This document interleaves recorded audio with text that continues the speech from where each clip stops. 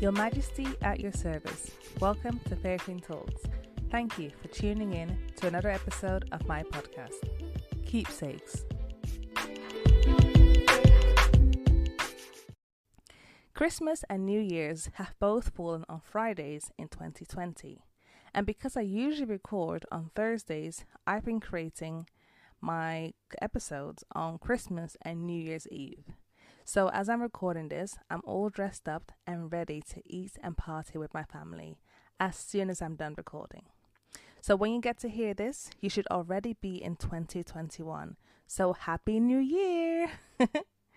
As much as I'm looking forward to tomorrow, which will be 2021, I must say that this year, 2020, has been remarkable for various reasons. And instead of leaving this year behind as if it was a waste of time, there's a lot of things that I've learned and I would like to keep.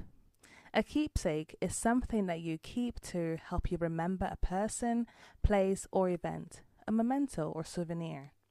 I personally feel that this year is worth remembering, the good, bad, and ugly. We must not forget the level of consciousness we have had to attain in order to live through the various events and situations we've gone through as a world. The keepsake for me is my podcast. And simply by looking at all the topics I've discussed throughout the year has made me appreciate the personal growth and development. So as you are entering 2021 and hope for an existence with less restrictions, more freedom, and an ability to make a lot of your goals come true, I want you to reflect on your keepsakes of 2020. Having reflected on 2020, I want to share with you some of my keepsakes from this year. These are some things that I would like to carry forward because it has allowed me to tap into my greatness and become a better version of myself. So, here are the 5 of my keepsakes based on all the things I've discussed this year on Fairyqueen Talks. Keepsake 1. Self-awareness. Understanding yourself, the way you think, and how you process information truly makes all the difference.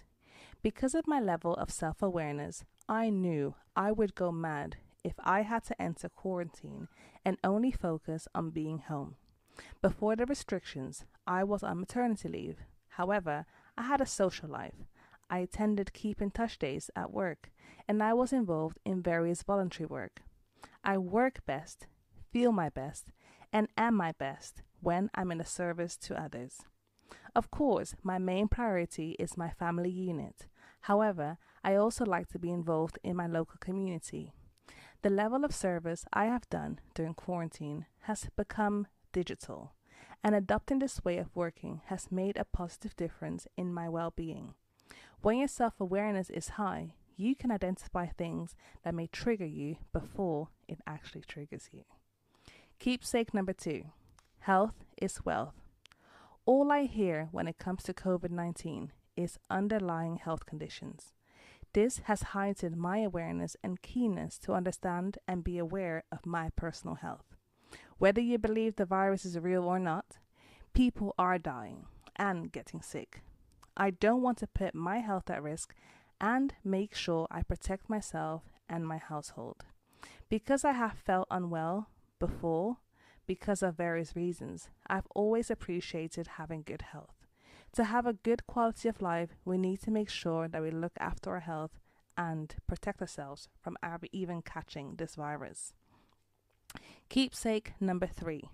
Participating in local politics.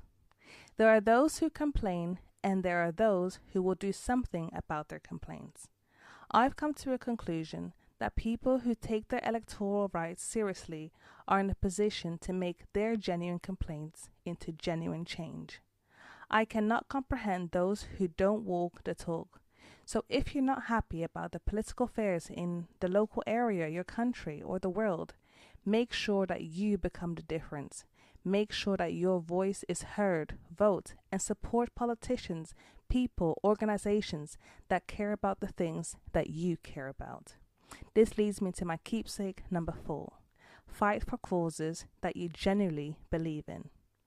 There appears to be a higher level of activism in all sorts of people. The level of activism for a particular cause shouldn't only occur when it's big news. Rather, a sustainable way of being an ally to causes that you believe in. There are so many causes that I believe in and stand for, and I've had to sit down and reflect on what level of activism or allyship I can give to the different things. I've come to accept that one's activism cannot be measured only by one's level of time or involvement. Rather, it's about the genuine care for the cause and doing what you can. There's no point overstretching yourself at your own expense. Stand for others in the way that suits you best.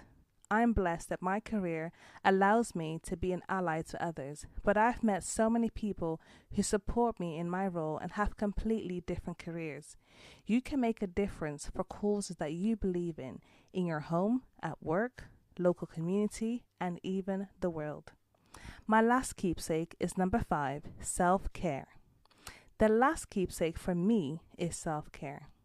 And in previous years, self-care has looked like occasional focus on oneself and having me days. I've come to accept that me days don't work when you're in quarantine and have 2 kids. So, having had private time to focus on my podcast and reading on so many things, it has become apparent that to me, that self-care doesn't need to look like a whole day dedicated to me or just being alone. Rather, it's about checking in with myself on a daily, weekly, or monthly basis and seeing how I am doing and feeling. And the way of monitoring this is by having a dedicated journal that allows you to do so. Having self-care in a more structured way and documented can give you the opportunity to monitor yourself, identify patterns, and track your mood levels. And because you're doing it independently, you can be very, very, very honest. Because that's the only way that you will be and feel better. So, there you have it. Those are my keepsakes for this year.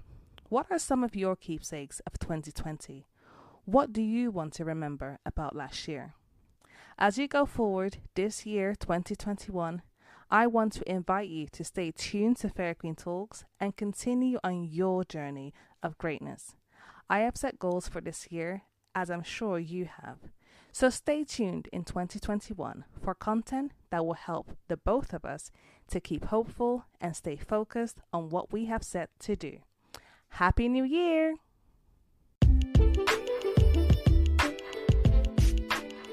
At the end of each episode, I address the Queendom. This year will be a better year for all of us. Let's stay happy and focused on tapping into our greatness. Let's be intentional about everything that we do and be attentive to our feelings and well-being. Let's seek balance in all that we do and always look on the bright side. Thank you so much for listening to Fairyqueen Talks. See you next time.